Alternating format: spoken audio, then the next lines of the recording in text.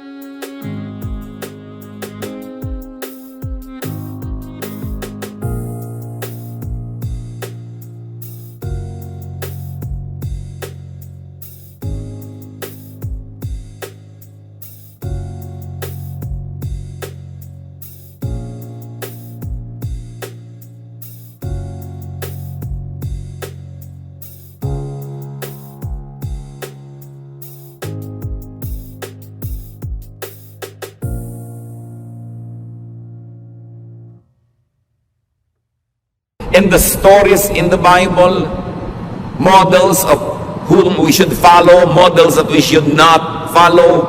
At pagbuo ang ating pagkakaunawa dito, malaki na ang pagkakataon na tama ang magiging desisyon natin.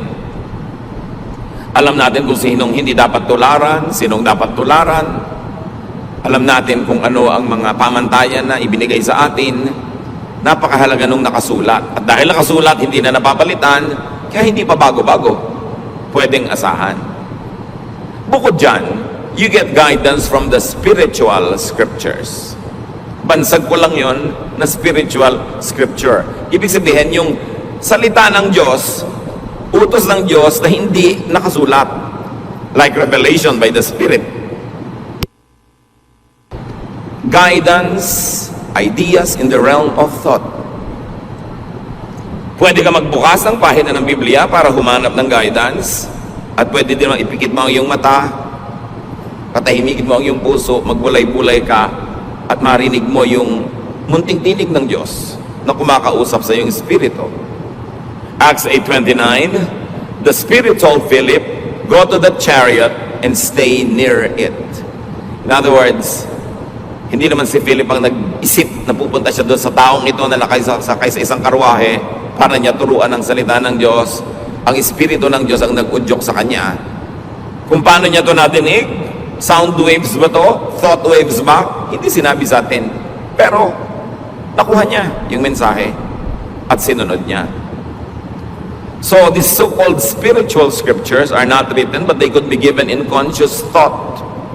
Paggising ka, mulat o nag-iisip, they come in inspiration, realization, enlightenment, kaliwanagan.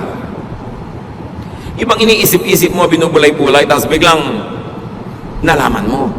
Biglang nakagap mo, kuha mo yung ideya, kaiisip mo. Conscious. Acts 13:4, the two of them, sent on their way by the Holy Spirit, went down to Seleucia and sailed from there to Cyprus. So maaaring gusto mong pumunta doon pero nakasara ang pinto. Gusto mong gawin yon pero hindi pwede. Napag-isip-isip mo, ayaw ipagawa sa akin ng Diyos. So sa pag-iisip, sa pagbubulay-bulay sa pananalangin, nahahayag sa iyo ang kalooban na hindi naman nakasulat sa Biblia. Kasi alam nga namang lahat ng gagawin mo, hanapan mo ng nakasulat. Ano kayang iluluto kong putahe ngayon? Anong kulay ang isusuot kong damit bukas? Sinong pakakasalan ko? Bibili ba ako ng bahay o hindi? Anong negosyo ang maganda? Wala ka naman makikitang exact verse na para sa'yo. Pwedeng may mga verses sa written scripture na general na pwede mong paghanguan ng specific application sa buhay mo. Pero you are already taking the license to apply it to your life. Ngayon, meron namang mga revelation na dumarating sa iyo sa pamamagitan ng paghahayag ng Espiritu. Habang gising ka, at pwede rin kung tulog, because a spiritual guidance could be given in a dream. Merong napapanaginipan nila ang sagot sa kanilang tanong. Pero siyempre, maiingat tayo dahil hindi mo naman alam kung aling panaginip ang dahil lang kulang ka sa paligo. Alin ang dahil mang marami kang inaalala tuloy hanggang sa pagtulog mo, sumisiksik sa utak mo at sa panaginip, at alin ang galing sa dinig ng Diyos. Pero, yes, napakaraming instances sa ginamit ng Diyos ang panaginip sa pagbibigay ng guidance sa mga tao. Acts 11:12, the Spirit told me, Peter speaking, to have no hesitation about going with them. At sa panaginip niya nakuha yung sagot. Kasama siyempre sa spiritual scriptures ang discernment, pakiramdam. Yung wala kang basihan na conscious, na intellectual reason, pero nararamdaman mo. So may pakiramdam, kaya dapat ang tao marunong makiramdam. How else do you make decisions? Get guidance from what we call the practical scriptures. Meaning, practice, action. What happens? Yung mga nagaganap. Tuwing aalis ka, lagi nalang umuulan, parang ayaw kang paalisin, makakaramdam ka. Tuwing meron kang gustong gawin, parang may humahadlang sa'yo, kailangan lamang maisip mo, sino bang humahadlang sa akin? Ang Diyos ba o si Satanas? Tuwing gusto mo magturo ng Bible, laging sumasakit ang ulo mo, pero sa ibang araw, hindi sumasakit ang ulo mo. So, baka si Satanas yan, kasi ayaw kanya maging teacher. O baka may life habit ka na tuwing oras ng pagbabible study, doon ka talaga sumasakit ang ulo dahil may iniinom ka palang gamot o meron ka palang kulang sa tulog the day before. You've got to look at all those. Yung practical reasons, spiritual reasons, and scriptural reasons, titimplahin mo ngayon para makagawa ka ng desisyon. But when we say practical scriptures, we mean supernatural direction or intervention. Yung malinaw na yung nagaganap sa paligid mo in practice, in action, ayun ang kalooban ng Diyos para sa iyo.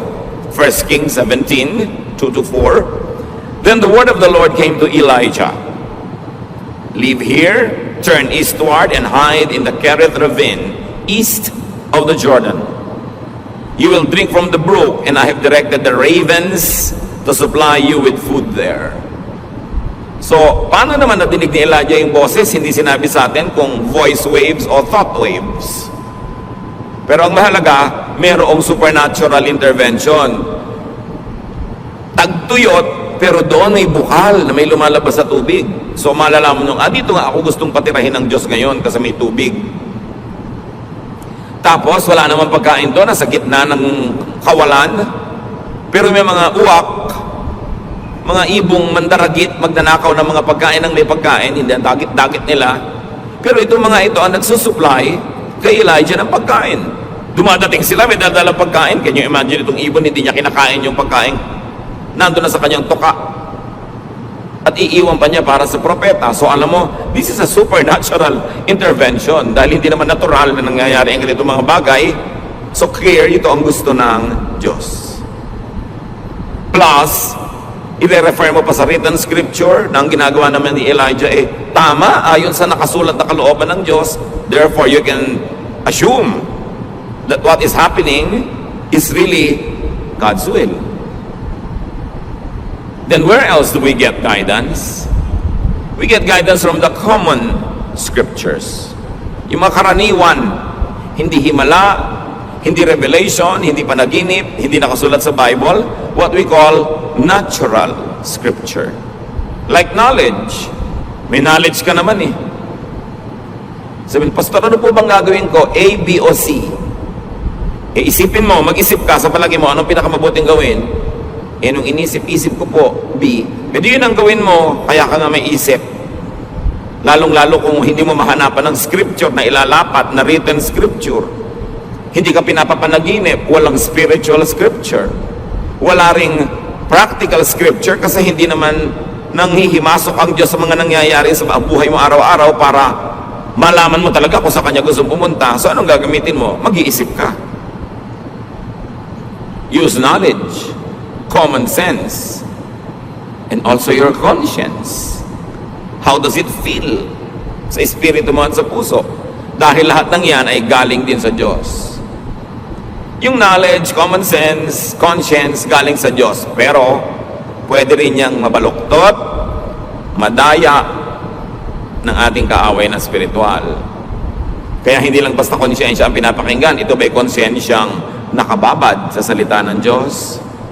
Konsyensyang masunurin sa kalooban ng Diyos? Therefore, ito'y konsyensyang magiging sensitibo sa mali at sa tama. Kasi hindi siya gasgas. Hindi siya puro kalyo na wala nang maramdaman. Kasi may mga konsyensyang wala nang maramdaman. Hindi ibig sabihin walang dapat maramdaman, kundi nawala na ng pakiramdam. Dahil hindi pinapakinggan yung konsyensya. Pero yes, kasama pa rin yan sa pagtimpla natin ng desisyon. How does it feel? What do you think of it? What does the Bible say? Ano ang nakikita mong mga nangyayari sa paligid? Pinagsasama-sama. Pero meron talagang salita ang Diyos na hindi nakasulat sa papel, sa computer, hindi nakauka sa bato, nasa puso ng tao. Kaya kasama ang puso sa pagtitimbang ng mga bagay-bagay. Romans 2:15, this proves that a conscience is like a law written in the human heart, and it will show whether we are forgiven or condemned.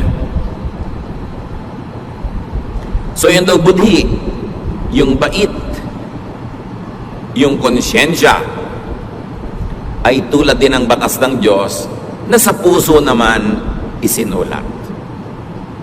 So kasama rin yon. Ano ang sinasabi ng aking puso? Ano ang sinasabi ng nakasulat na verses? Ano ang sinasabi ng mga pangyayari sa paligid? Ano ang sinasabi ng aking mga panaginip? Ano ang sinasabi ng karunungan ng mga tao na kapaligid sa akin, lalo ng mga makadiyos na tagapayo? Pinaglalakip-lakip natin yan bago tayo gumawa ng mahalagang desisyon. Get guidance from common sense, from knowledge, from experience. Dahil yan ay pagpapala din sa atin ng Diyos. Halimbawa, ang mga Hudyo, ang mga unang naging Kristiyano, hindi naging malinaw sa kanila agad-agad kung ang mga kaugalian nila at katuruan ng pagka-Hudyo ay itutuloy pa nila ngayong sila'y Kristiyano na. Pero may mga ibang uri pa ng tao na naging Kristiyano, mga Hentil, Gentiles, non-Jews. In other words, yung cultural baggage ng mga Jew, hindi cultural baggage ng mga Gentile. Halimbawa, Jewish men, Jewish boys always had to be circumcised. Gentile boys were not required. Jewish people were required to eat this and not to eat these types of food. The Gentile people were required by other dietary traditions. May ibang kaugalian at may ibang mga kinasanayan ng mga Jews at Gentiles. Eto ngayon, paano nung naging Christian na ang mga Gentile? Automatically, yung mga Jews na naging Christian, itinutuloy pa nila yung traditions nila kasi Jews sila. Pero yun bang Gentile na naging Christian, pasusunod din nila sa mga batas na nakasulat sa scriptures ng mga Jew, lalo't Old Testament. Meron ng New, the Lord Jesus Christ. Pinagtalo-talunan yan ng mga theologians at napagkasundo nila ito. Acts 15:10. Now then, why do you try to test God by putting on the necks of Gentiles a yoke that neither we nor our ancestors have been able to bear. So sabi nitong matalinong tao, bakit natin gagalitin ang Diyos? Susubukin ang Diyos. Sa pamamagitan ng paggigiit natin, pagpipilit, na yung mga napakahihirap natin mga batas at tradisyon na tayo nga hindi natin masunod at hindi rin nasunod ng mga ninuno natin, ipapamana natin at ililipat at pipilitin pang sundin ng mga Gentiles na naging Christian. Hindi pa ba sapat na maging Christian na lang sila? Huwag na silang gawing Hudyo. At ang napagkasundahan, yes, huwag na nga. Maliban na lang sa tatlong mga bagay na ito at binanggit nila yon. Pero ang kahulugan ng napaka-importante, ginawa nilang user-friendly ang Christianity to the Gentiles. Yung mga hirap na pagsunod sa mga batas ng pagiging Hudyo, di na nila iginiit na sundin din ng mga Gentiles. In other words, sa pagtuturo nila sa mga Gentile Christians, may mga nakasulat sa written scripture sa Old Testament na nasa tradisyon nila na hindi na nila ipinilit pa na sundin din ng mga Gentiles. So what do we see the new church in Jerusalem doing? They discarded what was outdated, irrelevant, and undoable to the Gentile. So pwede ka na maging Christian na hindi ka nagpapacircumcise. Hinayaan na nila yung mga Gentiles sa kainin yung mga dati nilang kinakain, except sabi nila, huwag kayong kakain ng mga karning, yung dugo ng dumpa. Yun ang isa nilang mga iginiit. Tatlo lang yung pinilit nila, yung isa huwag na mamuhay sa immoralidad, etc. Pero kung tutusin, by very strict Jewish standards, binibreak nila ang Old Testament, di ba? Dahil hindi na nila ipinapasunod sa mga Gentile believers, pero pinagana nila ang utak nila, ang practical teaching, common sense, tinignan nila yung convenience ng mga mananampalatayang Gentile at nagpasya silang, oo nga, tayo na lang mga Jewish Christians ang magpatuloy ng Jewish traditions while we are Christians. But the Gentiles need not become Jews just so that they could be saved. So, in the manner of speaking, the apostles were discarding a lot of written scripture in favor of the unwritten one. Common sense, knowledge, conscience, and kindness to the new believer. Hindi sila nagpakamatay, pumatay, at ng gera para igiit yung written scripture na sa culture and lifestyle of the new believers, wala namang ugat, walang pinag-ugatan, hindi kakapit, at wala namang kahulugan. Yun na lang pinakakonte ang itinira nila para yung mga Kristiyanong Gentile hindi na sila mabigatan tulad ng bigat na dinala ng Israel na sila na rin ang umaaming di naman nila na kayang dalhin. Saan pa tayo kukuha ng mga basihan ng pagde-decide? Among the common scriptures, nature. Kailangan marunong ka rin makinig sa nature dahil Diyos ang lumikha niyan.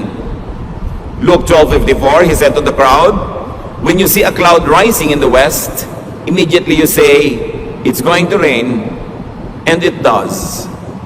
Yun ang sabi ng Panginoon. Pag may nakakita kayo ng senyales sa himpapawirin na may ganitong uri ng ulap, alam nyo uulan, at uulan nga. So ibig sabihin, kung nagbabala kayong mamangka, magbiyahe, maglakbay, huwag nyo na ituloy kasi uulan. Or ituloy nyo pero maghanda kayo na mababasa kayo sa daan. So, Pastor, ikakasal po ako, gusto ko maging June bride. Gusto ko po garden wedding. Iha, tag-ulan. Ano ba ang trahe de boda mo? Kapote? Hindi po, yung may mahabang-mahaba pang ang buntot. Kakalad ka rin may putik dahil gusto mo garden.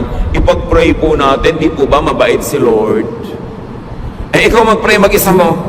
Tag-ulan, hindi ko sasabihin sa Diyos na huwag niyang paulanin kasi tag-ulan eh. So kahit anong dasal ang gawin mo, ano yung faith mo, at binaha yung kasal mo, huwag ka magtampo sa Diyos because you must listen to nature. God is the author of nature. Kahit ka pastor, kahit ka banal, sumakay ka sa barkong sira, lumubog, mamamatay ka. Hindi na dadaan sa kabanalan yung lulutang ka sa tubig. Dahil sabi ng gravity at ng law of buoyancy, lulubog ka. When your weight is greater than the weight of the water that your body displaces. So, lulubog ka. You've got to respect nature. Huwag mong daanin sa dasal. Huwag kang humingi ng himala. Sumunod ka na lang sa nature, magpakasal ka ng Pebrero, bihirang umulan. At kung talagang sure ka, ayaw mong mabasa yung mga entourage mo, edi indoors, ba't makailangang garden pa? Proverbs 6:6, go to the ant, you sluggard, consider its ways, and be wise. O siyam, sabi din sa Proverbs, tingnan mo yung mga langgam, matuto ka sa kanila, ang liit-liit ng utak niyan, kasi ang liit niya, yung utak mo ang laki. Pero dapat, matuto ka. Yung mga langgam, pag tag-araw, doon sila nagtatrabaho, doon sila nangongolekta ng pagkain nila, iniimbak nila, para pag nagtag-ulan, doon lang sila sa mga lungga, tahimik sila. So dapat din, iayos mo ang ginagawa mo ayon sa panahon, sa seasons.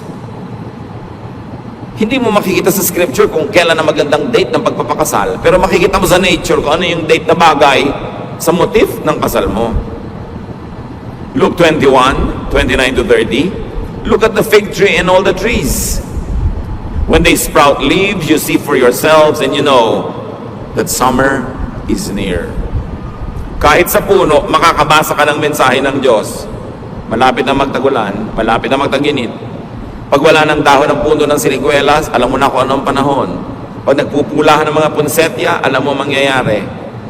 Nandun yun. Isa pa na pwedeng pagkuhanan ng guidance, common scripture, science. The most useful and practical science, physics. Then you can also learn from chemistry, biology. Medicine comes from that, from a lot of chemistry and biology. May sakit po ang nanay ko, ipag-pray natin. Pinainom mo naman ng gamot. Hindi po, ipag-pray na lang natin. Painumin mo na ng gamot. Ipadoktor mo. May pinaghihimalaan. Paano kung hindi paghimalaan ng nanay mo? Di gamitin mo yung natural, available, scientific way para siya gumaling dahil Diyos din naman ang nagsulat ng mga laws of science. 2 Kings 20:7, merong haring mamamatay na. Then Isaiah said, prepare a poultice of figs. They did so and applied it to the boil, and the king recovered. Mamamatay na yung hari, yung pala ang gamot lang naman konting mga dinikdik na mga dahon-dahon na itinapal, gumaling. Propeta to ha, hindi niya pinagdasal. Pinagdikdik niya ng dahon because alam din niya yung science of medicine. So kasama sa pagde-decide yun. Ipapagamot po ba namin ang nanay namin o ipapapray? Di gawin mo pareho. Pero ipagamot mo kasi yun ang sinasabi ng pinakamababaw, pinakauna na pangangatwiran, yung natural. Why go against natural law when you can follow the natural law? Si Timothy, laging sira ang tiyan. Sinabi ba ni Paul, manalangin ka? No. 1 Timothy 5:23, stop drinking only water and use a little wine because of your stomach and your frequent illnesses. So anong payo ni Paul? Puro tubig kasi pinag-iinom-inom mo, baka may mga butete pa at mga kitikiti.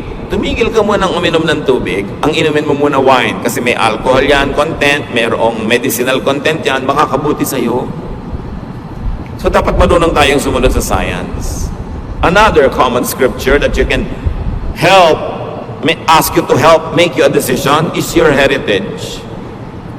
Kaugalian, tradisyon, na maraming mga bagong born again Christians gusto agad itapon lahat ng tradisyon. Parang wala namang matututunan mula doon. Ang tagal-tagal bago nabuo ng ating mga ninuno ang kanilang mga kaugalian, trial and error through hundreds, maybe thousands of years. Surely may pakinabang ka dyan. Job 8:8-10, ask the former generation and find out what their ancestors learned. For we were born only yesterday and know nothing, and our days on earth are but a shadow. Will they not instruct you and tell you? Will they not bring forth words from their understanding? So ano ang payo kay Job? Hindi mo naiintindihan ang nagaganap sa buhay mo? Hindi mo alam ang sagot sa mga tanong mo?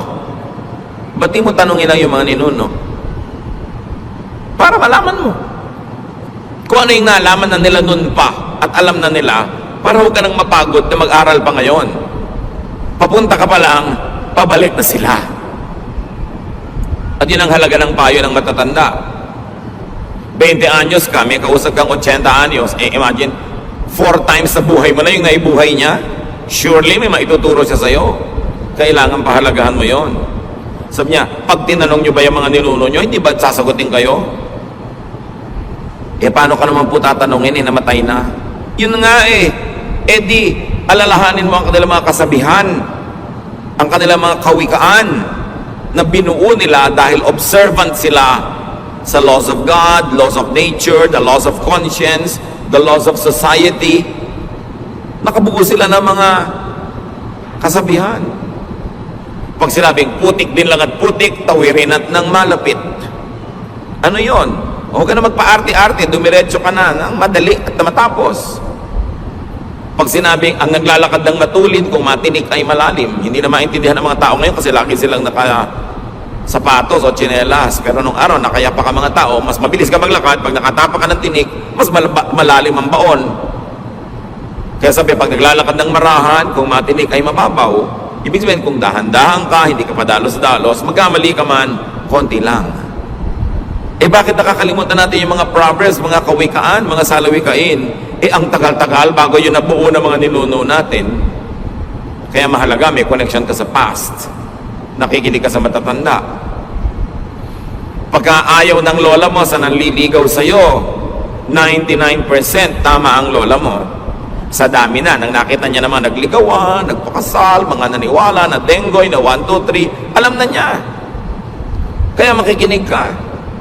Hindi ko mo gwapo yung naliligaw sa'yo, gustong-gusto mo na, pero yung mga matatanda sa pamilya nyo, ayaw nila. May dahilan yun. Kung di man alam ng utak nila, meron silang pakiramdam. Ayaw mo bang pakinabangan yung alam nila? Hindi mo sila papakinggan, gusto mo sarili mo lang ang sundin mo para magkamali ka. Ang dami na kasi nagkamali sa buhay ng mga ninuno natin, sila mismo nagkamali, kaya alam na nila kung ano mga landas ang dapat iiwasan. Kasama rin sa common scriptures na matatawag, history. Ang kasaysayan natin. Kaya hindi marunong mag-aaral ng history, hindi marunong magtala, hindi marunong matuto sa mga nakasulat na may tendency na ulitin nila ang pagkakamali ng mga nagkamali na. Esther 6, 1-2. That night, the king could not sleep. So he ordered the book of the Chronicles, the record of his reign, to be brought in and read to him. Hindi makatulog ang hari. Sabi niya, ipadala nga dito ang volume ganito, chapter gano'n ng history natin. At nag-review siya. Pinakinabangan niya ang hindi niya pagkatulog. At meron siyang mga na-discovery doon na mga dapat ituwid, mga dapat gawin na hindi pa nagagawa, na ituwid niya. Kasi nire-review niya ang history. Where else do you get guidance? Aside from the written Word of God, the Word of God written in our hearts, the Word of God that is in our conscience, the Word of God that is in the counsel of wise people, get guidance from your people's scriptures. Na binabanggit na natin kanina.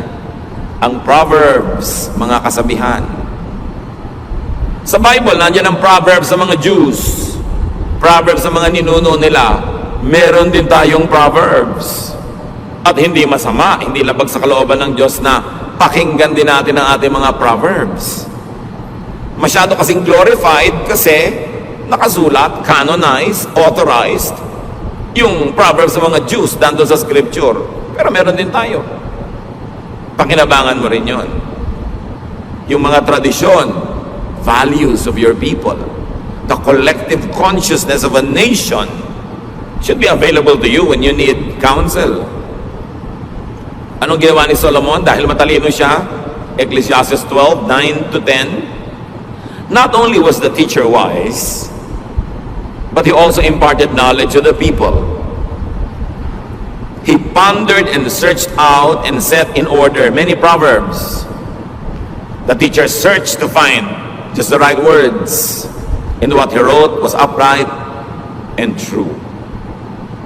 So bukod sa matalino si Solomon na lumikha siya ng mga salawikain niya, sinaliksik niya ang mga salawikain ng kanyang bayan Kinolekta niya ang mga kasabihan ng matatalinong tao, ng mga matatalinong matatanda sa kanyang bansa. At nire-write, inedit, inayos. At yun ngayon ang nababasa natin na Book of Proverbs. Kasi kinolekta niya. Kayo, kinukolekta niyo ba mga sinasabi ng lola niyo? O pinagtatawanan niyo? Kung galing kayo sa mga bayan-bayan, kung saan-saang sulok ng bansa, kinokolekta nyo ba yung mga kasabihan ng matatanda? Kasi maraming matatanda, sumasakabilang buhay na, pag inilibing sila, kasama sa libingan, ang kanilang mga kasabihan, kung hindi nyo na naisulat, wala nang makakaalam, daang taon, libong taon bago na-develop yung mga ideas na yon. Alam nyo yung latik na inilalagay sa suman at sa bibingka, yung napakasarap na mga butil-butil na mga inilalagay sa ibabaw ng kakanin. Siguro sa isang dakot na latik, kailangan mo mga 10 nyog para mo gatain. At yung gata, lulutuin mo, ang matitira lang, yung latik na yon. Ganun ang mga kasabihan. Sa konting kasabihan, ang daming karunungan, pag-iisip, pagbubulay-bulay, trial and error ang nasangkot bago nabuo ang mga kasabihan. Tapos mawawala lang dahil namatay yung matatanda. Dapat ingatan. Dapat buuin.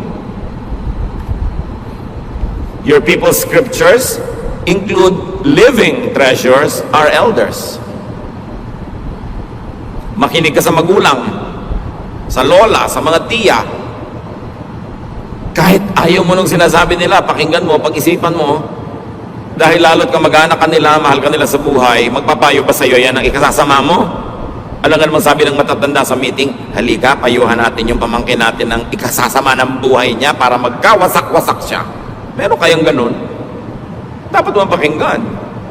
Proverbs 1:8-9, Listen, my son, to your father's instruction, and do not forsake your mother's teaching. They are a garland to grace your head and a chain to adorn your neck. So ang image dito, mga athletes na nananalo sa mga timpalak, mga manunula, mga namamalagtas, mga tumatakbo, mga kumakarera, na kung nanalo, binibigyan ng bulaklak, inilalagay sa kanilang ulo, mga dahon-dahon, tulad na nasa ulo ng mga makata, o mga bulaklak, o mga medalyang isinasabi sa kanilang leeg. Sabi dito, yan ang halaga ng payo ng magulang. Makinig ka sa tatay mo, makinig ka sa nanay mo, or their equivalents in your life. Kasi makakatulong yan sa buhay mo. So, ilan na ang pagmumulan ng ating karunungan para matimpla natin kung anong gagawin natin sa buhay.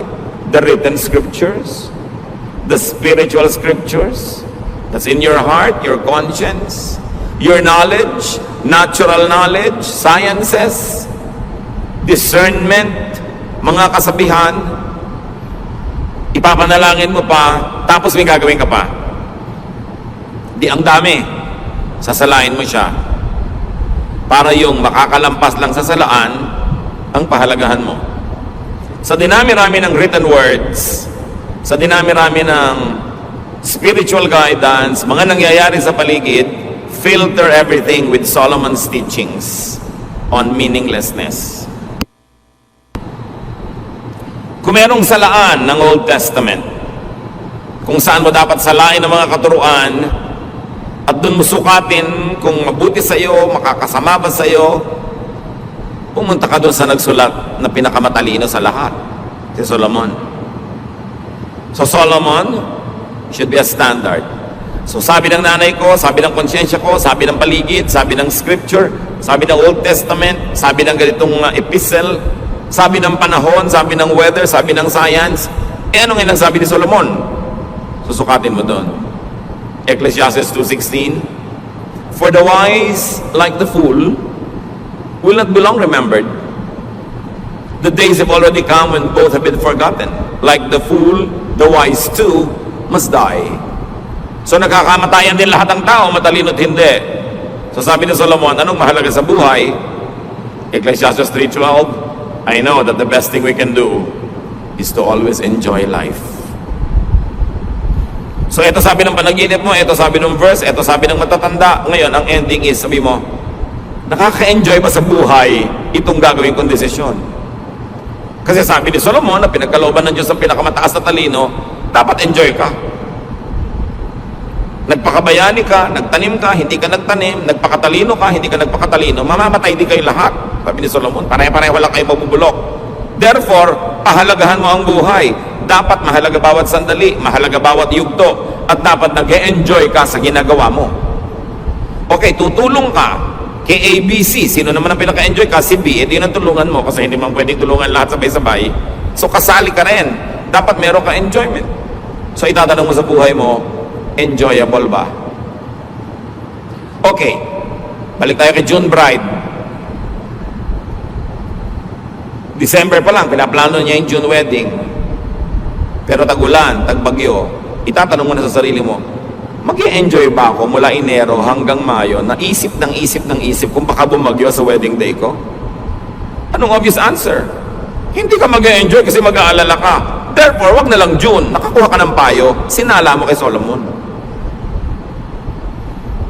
Okay, ang gwapo-gwapo nito nanliligaw sa akin pero ubod ng tamad.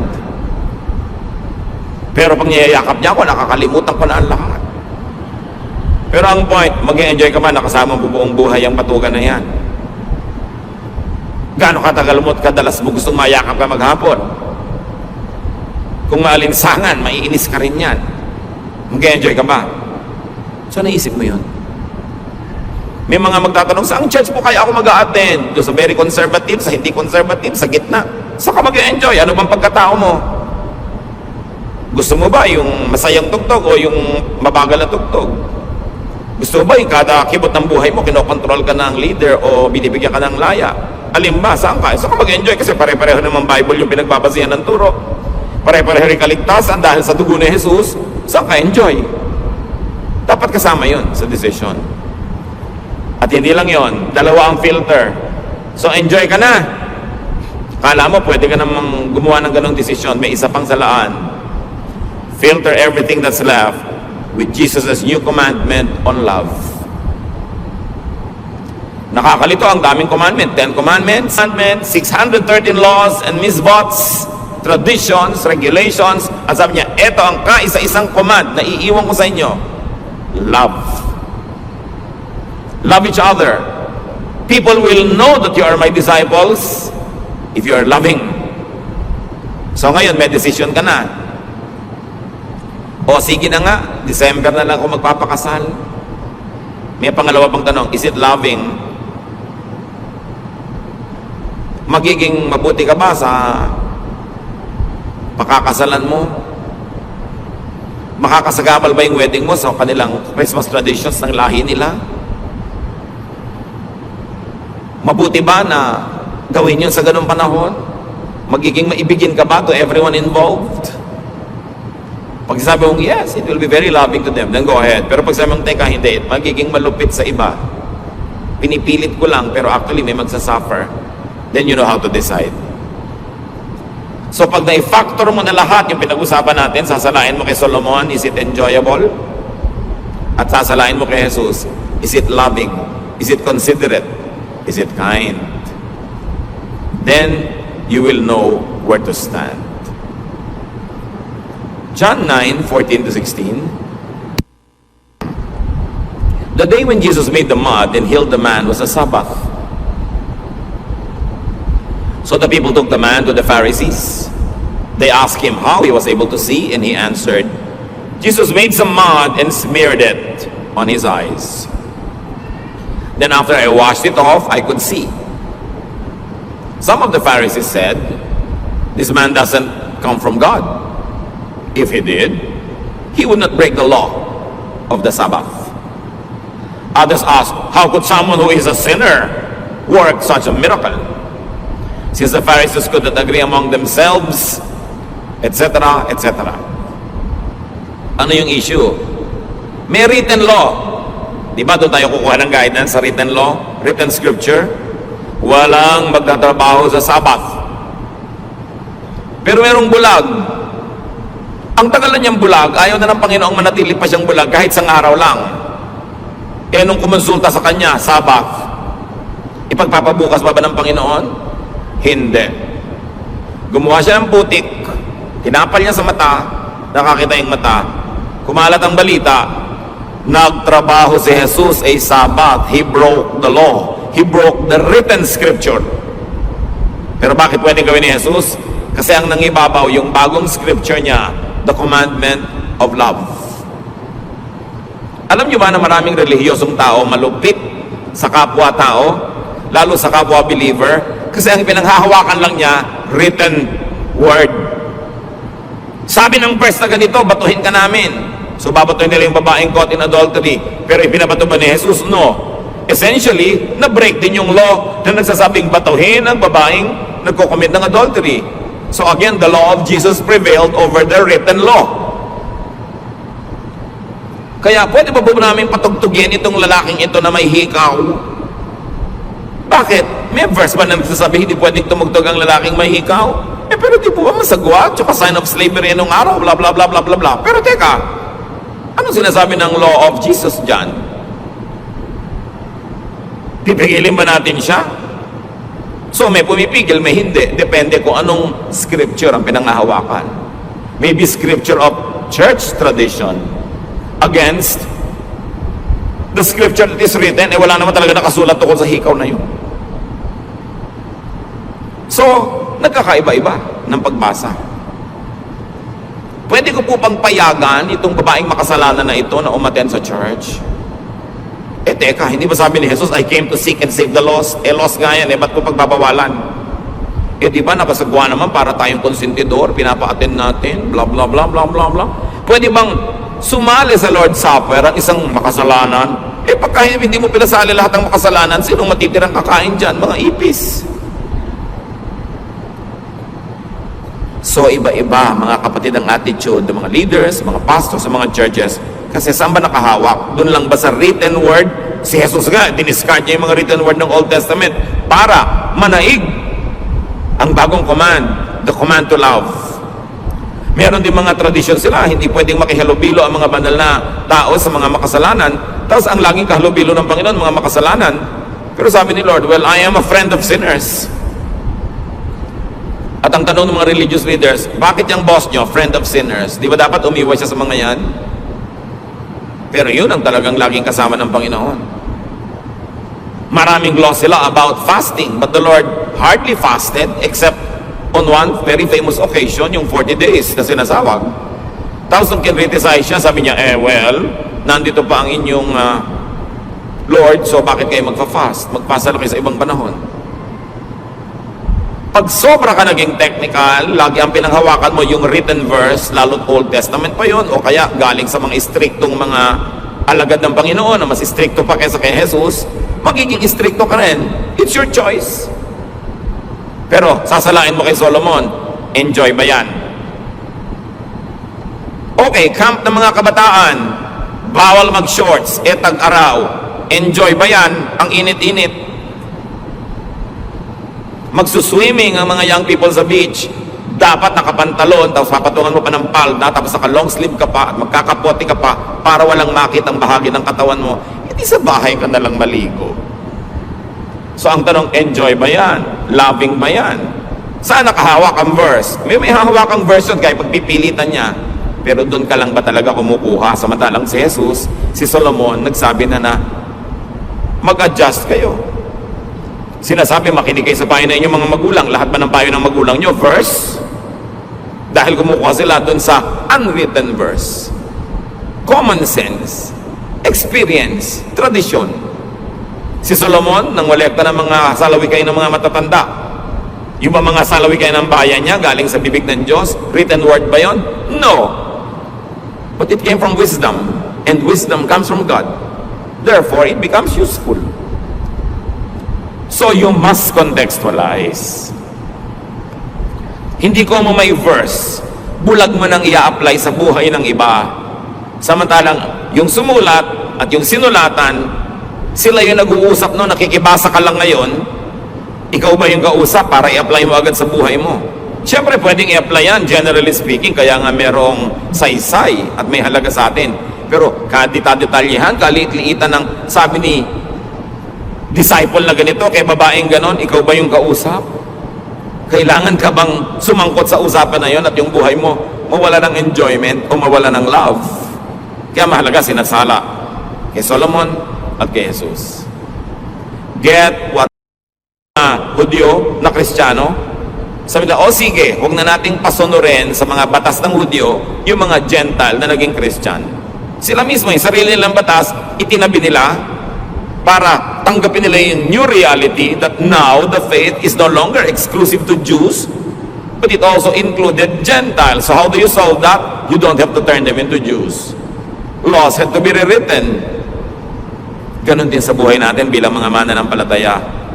Hindi laging dapat mong ikulong ang sarili mo doon lang sa sabi ng verse. Kasi maraming mga pagkakataon ngayon na hindi naman na-anticipate at hindi kasali sa naging usapan ng mga nasa verses. Kaya tayo may common sense, may loving sense, at merong sense of enjoyment of life. Put all of this together, pray about it, and you will be in a better position to make decisions. Ama namin sa langit, salamat dahil involved kayo sa buhay namin. Ayaw nyo kami magkamali, although hindi nyo naman laging diretsahang kinakausap.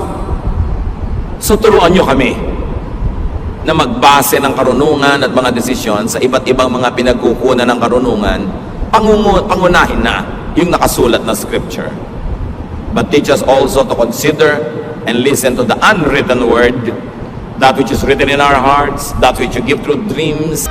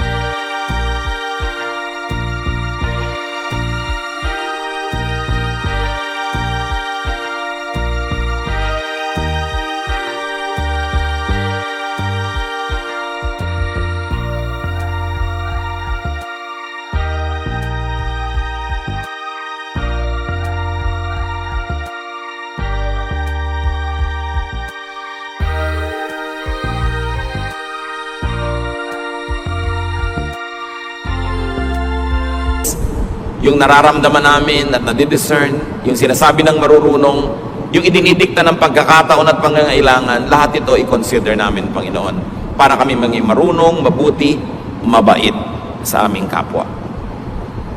Sa ilang saglit pa ng katahimikan, pagbulay-bulayan natin ito, mga kapatid. Mahalaga to make God